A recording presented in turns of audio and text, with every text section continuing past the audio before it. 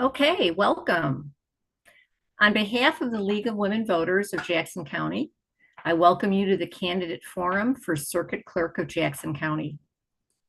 My name is Laura Davis, and I will be your moderator. This election season, the League of Women Voters is focusing on local candidates and issues. It is our goal that this forum provides you with a greater understanding of the responsibilities of and issues facing the Circuit Clerk of Jackson County, as well as an opportunity to learn more about the candidates who aspire to this office. The League wants to thank the Carbondale Public Library for hosting this forum, and for Elizabeth Hartman for being the wizard behind the scenes and handling all the technical issues. The format, both candidates are with us tonight. Christian Hale, Democrat, Chris Maynor, Republican. The League of Women Voters appreciates the candidates' willingness to participate and inform voters about their candidacy. The format tonight will begin with a 2-minute opening statement. The introduction will be followed by question answer period, with the order of responses alternating between candidates. 1.5 minutes are allowed for each response. There will be 8 questions. At the conclusion of the question answer period, each candidate will have 1 minute to tell us more about themselves, bring up an issue not covered, or respond to comments made by their opponent. During the forum, I thought your screen was going to be divided into 4 equal parts. It looks like there's 4 images on the top here. I think that will work okay. There's a screen for each of the candidates and one for me as the monitor, and then another screen that shows the response time. And I'm just checking here.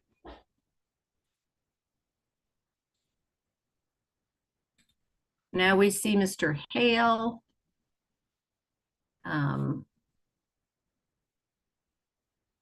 Liz, is there a way? Yeah, hang on 1 second.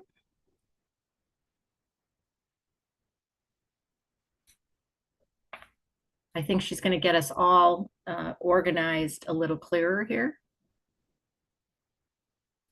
and make sure that the timing device is. I was waiting on your cue, Laura. Okay, Just let me know. Yes, if you could put us all, the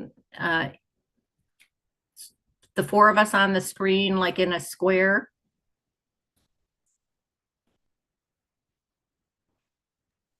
You should be good to go. You may just have a different view. Yeah, I think that's probably what is happening.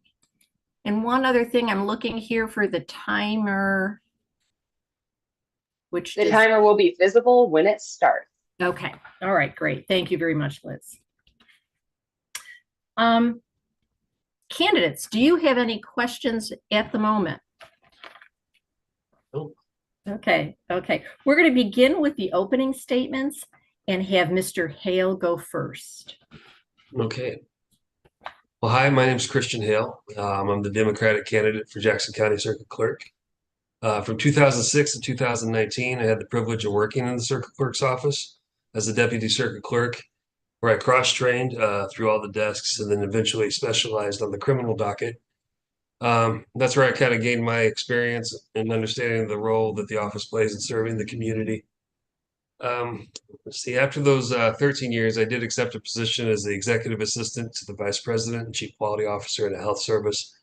That's where I assisted in leading a team of about 50 people across 4 departments. That was an interesting experience because I was able to learn how to handle different types of leadership in different departments and organizations and ensuring that teams ran efficiently. I had originally intended to run in 2020, but Cindy Savanda, who's now retiring, decided to run one more term. So disadvantages, I had to wait. The advantages, I was able to save up money and get myself better prepared for this run, at least I think. I really enjoyed my time working in the circuit clerk's office, especially having a hand in the different processes and the effects that it had on different people in the community. It's an amazing array of ways that that office can affect the community. So I'm going to continue to be committed to continuing the legacy of the office, continue to improve and make better the efficiency, and ensure that the interactions with the clerk's office is straightforward, accessible, and transparent. And if elected, I'm going to work tirelessly to make the office as transparent and responsive to the needs of the county as possible. So I look forward to discussing that with everyone tonight, and I think that's pretty much all I got to say on that. Thank you, Mr. Hale. Mhm. Mr. Maynor. Hang on one second, Mr. Maynor. We need to unmute you.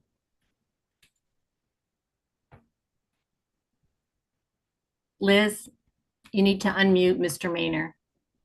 There we go. Hi, can you hear me now? Yes. Hi, I'm Chris Maynor. I'm your Republican candidate for the Circuit Clerk of Jackson County. I am a father of 5 children. I served 14 years in the Army, 3 tours to Iraq. I was in an initial invasion there, so I learned a lot of leadership and how to communicate there.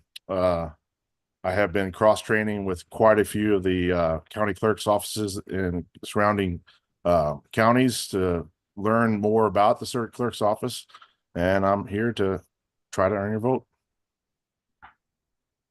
Thank you very much. Thank you.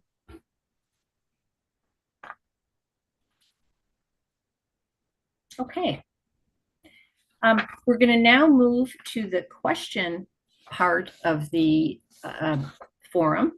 And as we said earlier, we're going to change the order. The first question Mr. Maynor is going to answer first. The next question Mr. Hale will answer first. So we'll go back and forth that way.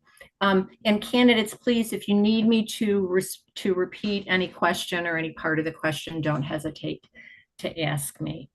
The first 2 questions involve sort of communication of the circuit clerk's office. And Mr. Maynor, again, if you would answer first. The circuit clerk has many constituencies to serve: the judges, the state's attorney, the county board, law enforcement, witnesses, and jurors. How will you train your staff to adequately serve the distinct needs of each group?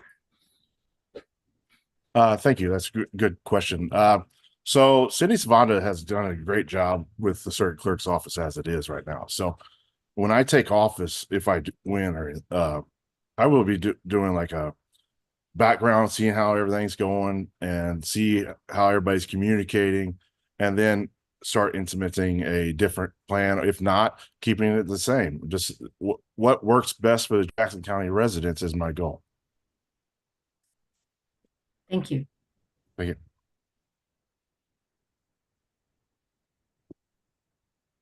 Mr. Hale.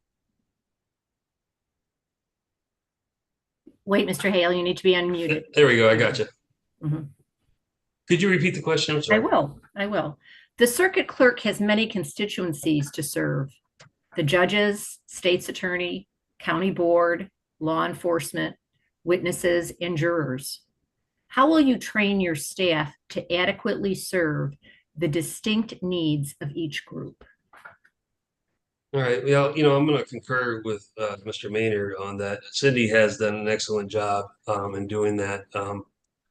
During my time I was there, there was already very established protocol that was there. And of course, through time, there's always the opportunity to change and evolve processes. When I first started there, things were just getting out of the dot matrix era of computing, which was just after actually handwriting things into a reference book. So in just a short time, the office and the protocols have changed quickly and rapidly. But all you can do is keep an eye on it and maintain a good standard. And when you see that there's a need for a change, to do that. Primarily when I was working as the criminal clerk, my job was to make my judge's life easier by keeping everything running smooth. So You know, that's something that you just have to keep a hand on. I'm hoping if I were to win the office, I'd be reintegrating myself into the machine that already runs pretty smooth as a top, and we just have to keep an eye on it and improve it as was needed. I do not like inefficiency. And I think that comes from being an old newspaper guy where you just don't have a lot of time. You got to get things done. So that's my answer, I guess. Thanks, Mr. Hale. Jeez. Okay. Didn't I? Mr. Hale, you're going to get this question first. Okay. The duties of the circuit clerk, judges, and state's attorney's offices are all intertwined. Do you think an attitude of teamwork exists between these entities, or are the relationships more siloed or independent? Whatever your answer, do you think the attitudes and relationships can be improved? You know, I can't speak to the current offices. I've never had the pleasure of working with Mr. Cervantes.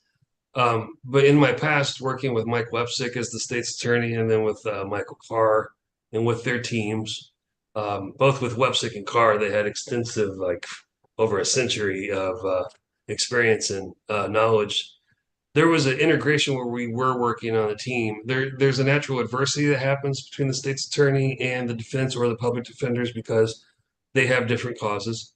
But at the end of the day, we have to get the cases processed and done, not only for the victims, but also because the people who stand accused have constitutional rights to speedy trial.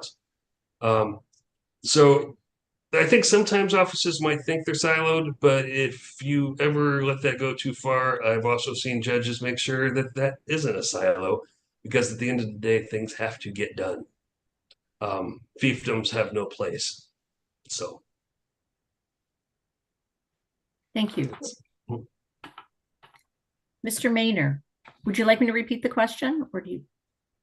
Yes, please. Sure. The duties of the circuit clerk, judges, and state's attorney's offices are all intertwined. Do you think an attitude of teamwork exists between these entities, or are the relationships more siloed or independent? Whatever your answer, do you think the attitudes and relationships can be improved? So November 6th, after the election, we're all Jackson County residents, no matter what party you represent before the election. So we all have to work together to take care of the residents of Jackson County. So yes, there always can probably be improvements to the communication between the offices. Everything could be improved, I believe, and some are probably working very well together right now. So I believe, yes, we can find ways to improve stuff, better communication between all the offices, and be better for the Jackson County residents. Thank you. The next two questions involve the fiscal aspect of the job. And this question will go first to Mr. Maynor. One of the many important duties of the circuit clerk is to collect the significant fees and fines paid as a result of court cases. Most of these funds are passed on to other people or entities. What system of accountability is currently in place to ensure that the monies are distributed properly and in a timely way? Do you think the current system is adequate, or do you have plans to change it? I think the system is adequate. So there's been people in that office has been taking care of the financial management very well. So I don't think that will change. But going towards the board and asking for money for the circuit clerk's office and stuff like that, I will be discussing with them. I feel that the employees there are very underpaid. So I would like to try to get some grants and help them, because I think a better taken care of employee will be a better employee for our county. So trying to finance and try to push money around, we might be able to do something. I don't know until I fully get into it, because all I know right now is we have a 1.6 million budget for this year. So 900 of it is coming from fees and stuff like that. So there's some push room and be able to take care of right back to be able to help out and take care of the Jackson County residents as they come into the office. Thank you. Mr. Hale, would you like me to repeat? You're still on mute. Hang on one second. Sorry, I got it. I keep forgetting to take that off. But yeah, actually, would you mind repeating the question? Of Because I course. want to make sure I got it right. One of the many important duties of the circuit clerk is to collect the significant fees and fines paid as a result of court cases. Most of these funds are passed on to other people or entities. What system of accountability is currently in place to assure that the monies are distributed properly and in a timely way? Do you think the system is adequate, or do you have plans to change it? Okay. Well, during the 28 years since he's been in office, there has not been a bad audit or an incorrect audit. No findings. They run that thing tighter than a drum. With having to do the J reports and the breakdown of all the different fines and fees, with the way they have to be distributed and held, it's a very intricate and very complicated, but also very, very comprehensive system. Thank God for the digital age. I think in other circuit clerk's offices where there has been an issue with malfeasance of people taking funds or, hiding things to try to get away with stuff. In this day and age, thankfully, it's almost impossible to do that. Not that it couldn't happen, but still, it's just a lot easier to track the stuff. Personally, it's one of those situations on that, if it ain't broke, don't fix it. It's got a strong history of actually working properly. I'm sure that right now, with the advent of the Safety Act changing the funding sources for the circuit clerk's office, as well as hitting every other department in the county, with the lack of bond revenue from posted bonds, we're going to have to figure out a different way for different funding revenue, which, like, I agree with Mr. Maynor, the use of grants and trying to find different ways to fund our offices is going to be important. So, thank you. yeah. Okay, Mr. Hale, don't get too comfortable because the next question is going to go to you. Dagnabbit. All right. While the fees and fines are an important source of revenue, persons with low incomes can ask for a fee waiver. Do you think it's prudent to look more narrowly at applications for fee waivers in hopes of restricting them, or to view them more expansively to provide more relief to those seeking them? That's a really good question. Right now we're living in a day and age where we have a lot of people that are just down. The economy's not great. There have been times where people were unable to pay in the past because they simply just didn't have $50. That's part of the reason why the Safety Act was implemented. It was to prevent people who couldn't pay that $50 from getting stuck in jail, then losing their job, losing their wife, losing their kids. Their life goes in the toilet. I think we need to just look at every case as it comes and to be honest about it. Of course, that requires, I think, the people who are applying it to be honest as well. So, that's a tricky question. It's really hard to say that and answer that in a way, because if there's anything I learned in court, no two people are the same, and each case is completely different. And if you go in with assumptions, you're going to go in biased, and you have to go in with your eyes wide open. So I would say, I would hate to say let's do it narrowly in order to keep people out. I think I'd almost rather help someone who didn't deserve it than not help someone who really needed it. So that's my answer. Thank you. Mr. Maynor, would you like me to repeat the question? Yes, please. Sure. While the fees and fines are an important source of revenue, persons with low incomes can ask for a fee waiver. Do you think it's prudent to look more narrowly at applications for fee waivers in hopes of restricting them, or to view them more expansively to provide more relief to those seeking them? So I think it's very appropriate to have that chance for people to waive fees. But I do not believe it's up to the circuit clerk to waive those fees. It's up to the judge that's acting on that case to approve those waivers.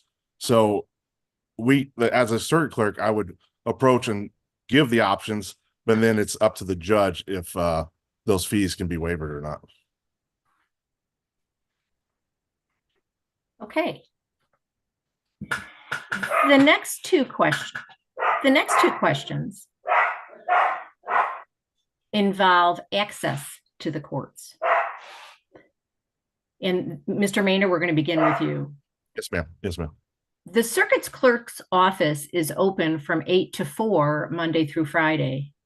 Undoubtedly, the staff there work hard during those hours. Is it enough, given that many people are working when the office is open? Do you have plans to make the office's services available during alternative hours?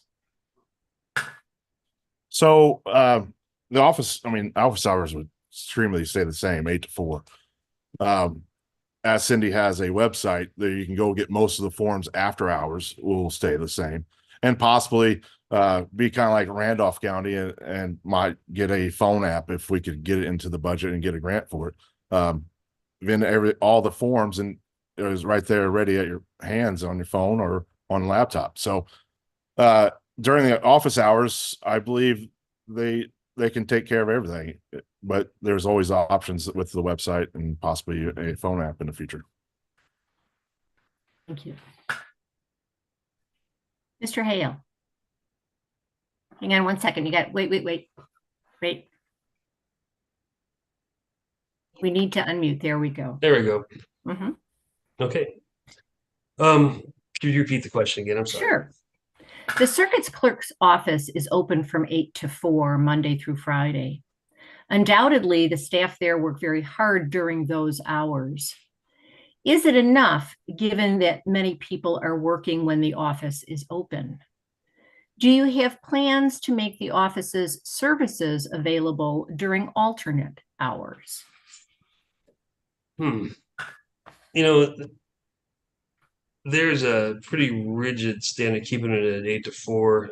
We would have to have the court's permission probably to expand it. But the thing is, before the advent of digital filing, there was more of a need to keep the office open.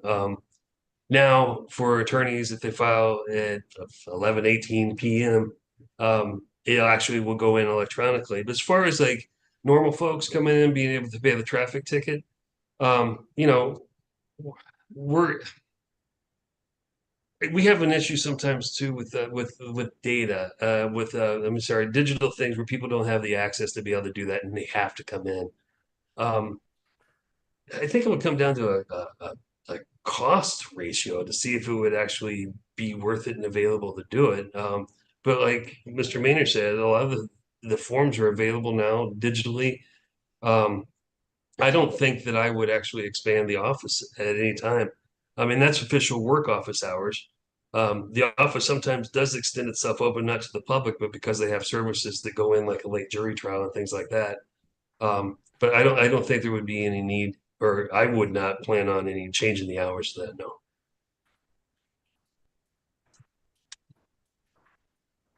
Mr. Hale, the next question is going to go to you. The office interacts daily with many lawyers and judges and law enforcement professionals. However, several people who are unfamiliar with the judicial process and seeking help are likely to come through the doors. What are your thoughts about the role your staff should play assisting unrepresented litigants or those people seeking information? Well, if they're seeking information, I think they should just show them the most basic common respect. I mean, simple respect. I mean, everyone deserves that. As far as any legal advice, they should not and cannot give any legal advice and stuff like that. That is an absolute no-no. you can help someone as far as providing them the documents and everything else, but you cannot advise them. If you're a circuit clerk, you're not an attorney. That's a really, really, really slippery slope. The entire time I was in the office, we were definitely just drilled into us that we weren't to do that. We can help so far, and I think we should help as far as we're able to. And we should always treat everybody with respect. When they're coming in, that's their office, and we're supposed to be their servants. So we need to do whatever we can as far as we're allowed to. But we should never, ever go on the slippery slope of giving legal advice to anyone that comes in the office. That's opening up a can of worms. Thank you. Mm-hmm. Mr. Maynor, would you like me to repeat the question? Yes, please. Sure. The office interacts daily with many lawyers and judges and law enforcement professionals. However, several people who are unfamiliar with the judicial process and seeking help are likely to come through the doors. What are your thoughts about the role your staff should play assisting unrepresented litigants or those people seeking information? So information, like Mr. Hale said, it's a slippery slope because the circuit clerk's office is in like the gray area all the time. So we would definitely give them the right forms and maybe lead them towards Land Leakin or some free agency in the county that could possibly help them to find a lawyer or proceed on with it that way. There's other revenues for attorneys and stuff, and even surrounding counties, they have busy attorneys that come in and sit in the circuit clerk's office sometimes to help residents of the county get answers legally, not by the circuit clerk. Thank you. Thank you.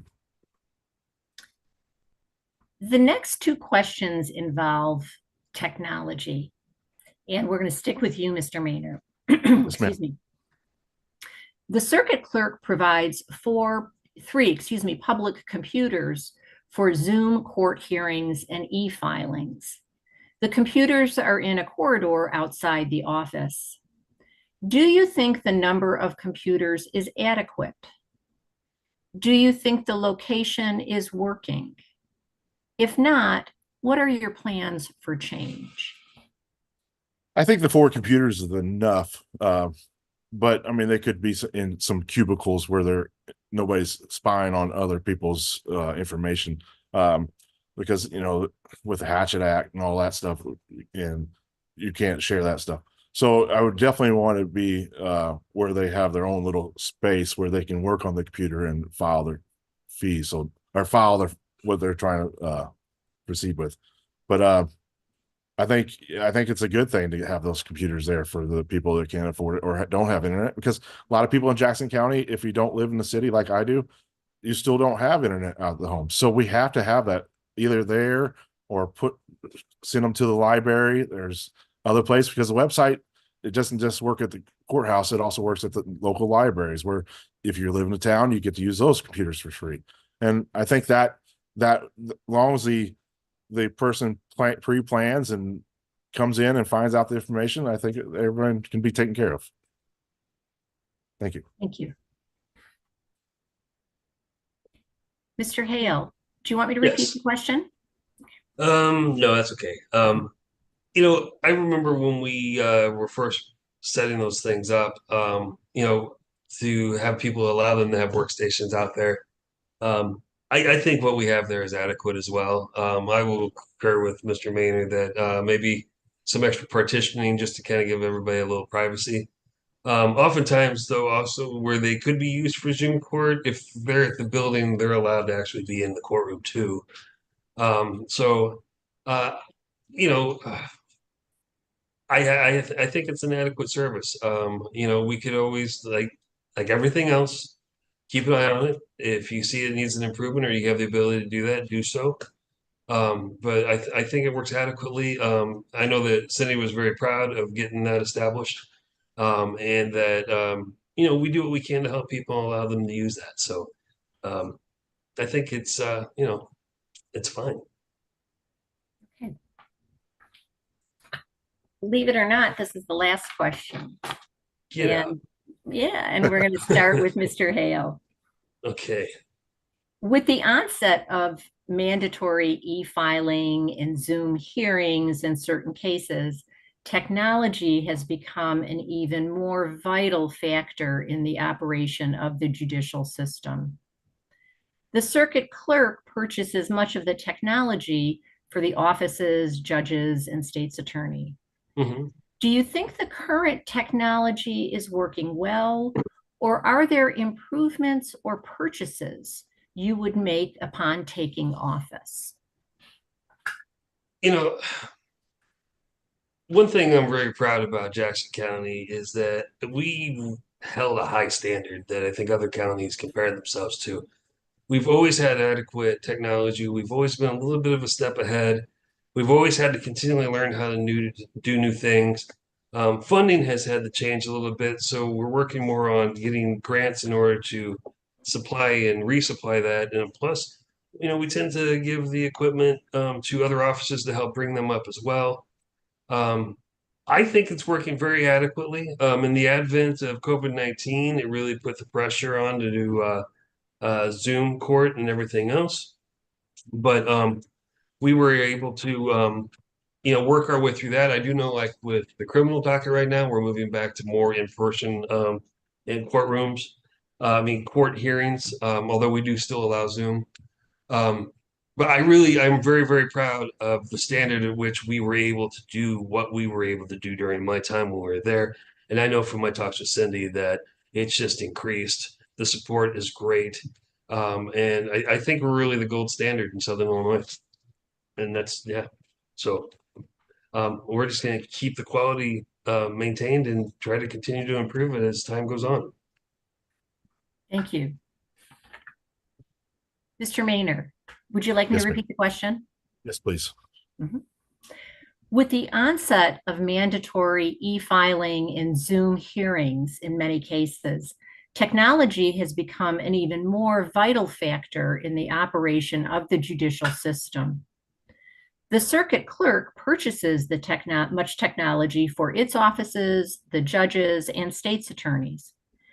Do you think the current technology is working well, or are there improvements or purchases you would make upon taking office? I think the system is working right now.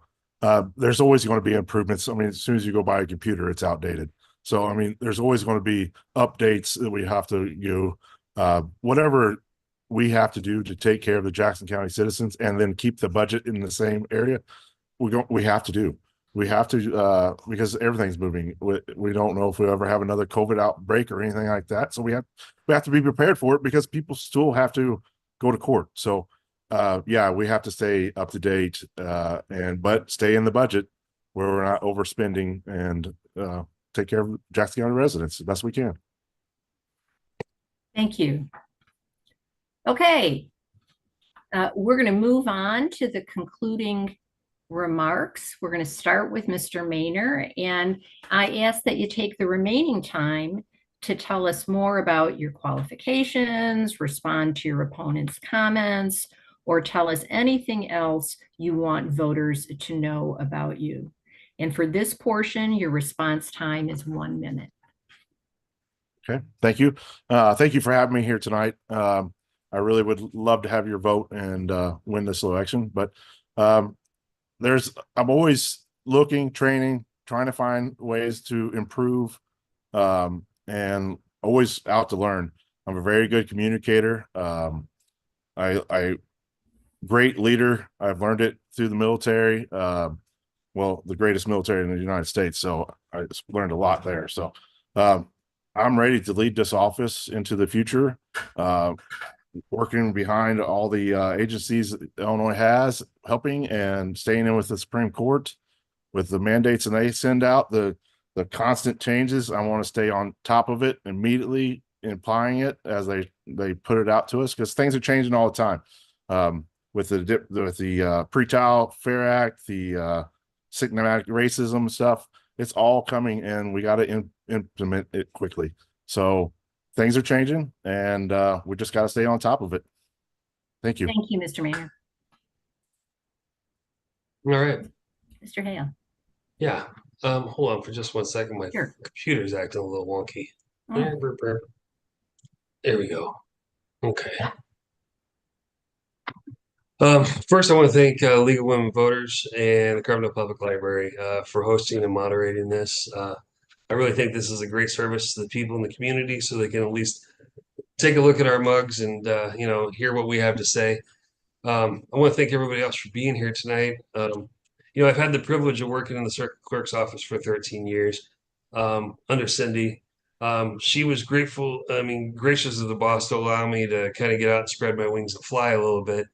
I'm really grateful for her endorsement, for the support of the former presiding judges and the sheriff and AFSCME and everybody. And that's great stuff. But when it comes down to it, I really enjoyed my dedication and support that I was able to give. And in order to participate in the process, that whenever you're a part of it, you're able to feel like you're doing something to help the community. I plan on when I'm in to continue the processes at the gold standard that Cindy has set it, and I hope to continue that in the future. Wow, minute Thank goes you. fast, doesn't it? Yeah, it does. Thank you. Thank you, candidates Hale and Maynor. Hey, thank you. Thank you. On, Yeah, Chris. on Take be- care of yourself. You too. On behalf of the League of Women Voters of Jackson County, thank you again to the candidates' participation this evening and their willingness to serve. And thank you to the audience for spending time to become a more informed voter. Be sure to take advantage of the various forms of voting. Early voting begins 9/26 at the courthouse. Certain dates are also available for early voting at the Civic Center and SIU Student Center. Mail-in voting is also available. Ballots must be requested from the county clerk by October 31st and returned or postmarked by November 5th. And then there's always the old-fashioned way of going to the polls on November 5th. You can only vote if you're registered. Register in person at the county clerk's office by October 10th, or register online by going to the Illinois State Board of Elections website. The deadline to register online is October 20th. Thank you again to the candidates in the Carbondale Public Library.